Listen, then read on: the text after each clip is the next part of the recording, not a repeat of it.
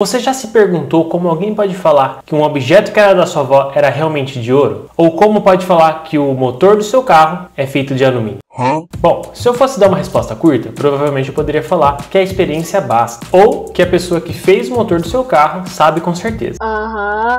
Sim. Mas mesmo sendo o dono da empresa que faz o motor do carro, você precisaria fazer uma análise. Imagina que você já saiba que os materiais, ou melhor dizendo, que a engenharia de materiais pode manipular ou criar novos materiais, controlando 4 conceitos: a aplicação, a composição, o processamento e a microestrutura. Se você não sabe do que eu estou falando, eu vou deixar um vídeo aqui no card e também na descrição aqui em ver mais, onde eu explico exatamente esses conceitos para você. Então, se você ainda não assistiu esse vídeo, pausa esse daqui, assistir esse outro vídeo e depois você volta aqui comigo. Se nós controlarmos o tetraedro da engenharia de materiais, nem o céu será o limite. Mas para que isso seja realmente verdade, é preciso saber que o que nós estamos manipulando ou criando está sendo feito do jeito certo. Então vamos imaginar que você está na casa da sua avó e encontra uma moeda dourada. Qual seria a sua primeira reação? Ouro! Você provavelmente pensaria que é uma moeda de ouro. Ouro! Estou rico!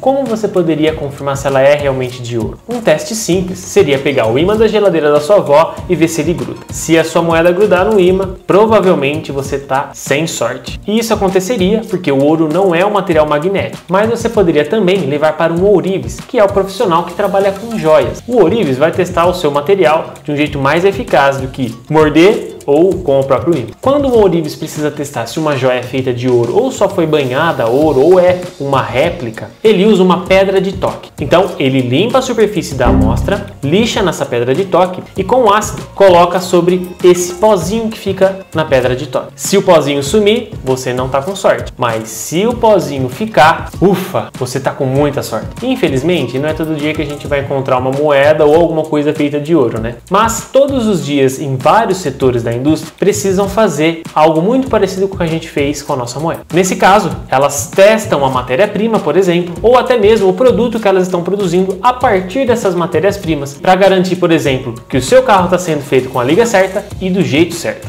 É mesmo, é? Mas então, quais são esses testes? Uma das coisas mais importantes que nós aprendemos no curso de Engenharia de Materiais são as técnicas de caracterização. E aqui eu vou falar para você de 3 técnicas que eu gosto bastante e que eu uso muito na minha pesquisa científica. Se você assistiu o vídeo que eu te indiquei mais cedo, você deve ter percebido que existe um universo de materiais e, consequentemente, um universo de técnicas e análises para esses materiais. A primeira técnica, e provavelmente a mais simples e que você deve ter ouvido falar, é utilizando um microscópio óptico. Esse equipamento é muito versátil e é utilizado em outras áreas além da ciência e engenharia de materiais, como por exemplo na biologia. Então, com esse equipamento, nós podemos ver células, pequenos insetos, plantas e, no caso da ciência e engenharia de materiais, por exemplo, a microestrutura de um aço. Então, para analisar um aço com microscópio óptico, nós precisamos fazer primeiro a metalografia, ou seja, fazer a preparação da superfície que vai ser analisada. Essa metalografia é composta do lixamento utilizando diversas lixas d'água e depois um polimento, por exemplo, utilizando partículas de alumínio. Depois disso, no caso dos metais, geralmente a gente faz um ataque químico utilizando um ácido ou uma mistura de ácidos. Esse ácido é usado para revelar a microestrutura e ajudar a gente a entender o que está ali dentro da nossa amostra. Existem vários tipos de ácidos que podem ser utilizados e isso vai depender do tipo de amostra que nós vamos analisar. No caso do ouro ou até mesmo do aço inox, é muito comum que a gente use água régia, que é uma mistura entre ácido nítrico e ácido clorídrico. Ou seja, perigo! Por que você tá... Fih, que isso? Tá bobo? Depois que a amostra estiver atacada, nós podemos usar o microscópio óptico, tirar imagens, comparar com outros trabalhos e artigos e depois escrever um artigo bem bonito. Uma segunda técnica que nós podemos utilizar para analisar um metal, por exemplo, é utilizando a microscopia eletrônica de varredura. Nesses equipamentos, nós podemos usar a mesma amostra que nós usamos lá no microscópio óptico. Então, com o microscópio eletrônico de varredura, podemos tirar fotos em altíssima resolução. O MEV é muito parecido com o microscópio óptico, mas há uma grande diferença que é na fonte de luz. Eu já expliquei essa diferença e já falei quais são as informações que nós podemos obter com o MEV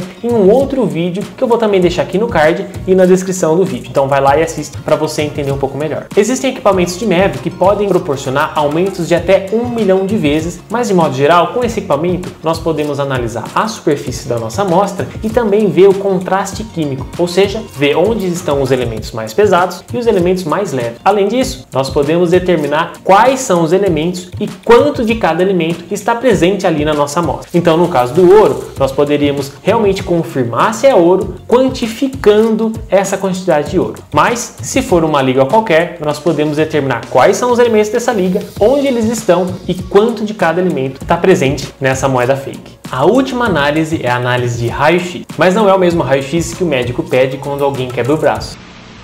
Não! Esse equipamento de raio-x produz uma curva chamada de padrão de raio-x. Esse padrão é dependente do material e, consequentemente, da sua composição. E esse padrão, então, depende da organização dos átomos que estão dentro ali do nosso material. Por exemplo, o ferro pode ter uma estrutura cúbica de corpo centrado, CCC, que tem um padrão de fração bem diferente do mesmo ferro com estrutura cúbica de face centrada. Se eles estiverem misturados, nós vamos ter vários picos, mas mesmo assim dá para diferenciar. E para isso, nós podemos utilizar de softwares como o Vesta e o GSAS2, que são softwares gratuitos. Bom, existem muitas outras técnicas e análises que são utilizadas frequentemente na indústria e por cientistas e que eu não falei aqui nesse vídeo. O mais importante é que a gente nunca faz só uma análise, nós sempre verificamos essas informações e correlacionamos umas com as outras. No caso da moeda, que é algo bem simples, nós poderíamos fazer como o Ourives faz, utilizando a pedra de toque. Mas no caso do motor de um carro, que é algo bem mais complexo e que passa por um processo de produção bem diferente, nós podemos partir da metalografia, utilizar um microscópio óptico, o próprio MEV e até mesmo a microscopia eletrônica de transmissão. Então, me fala aqui nos comentários se tem algum tipo de análise ou técnica de caracterização que eu não falei que você acha que é importante para uma parte 2. Então, não esquece de curtir esse vídeo, assinar o canal, ativar o sininho para você receber notificação toda vez que sair vídeo novo aqui no canal. A propósito, meu nome é Vinícius Aranda e eu sou engenheiro de materiais.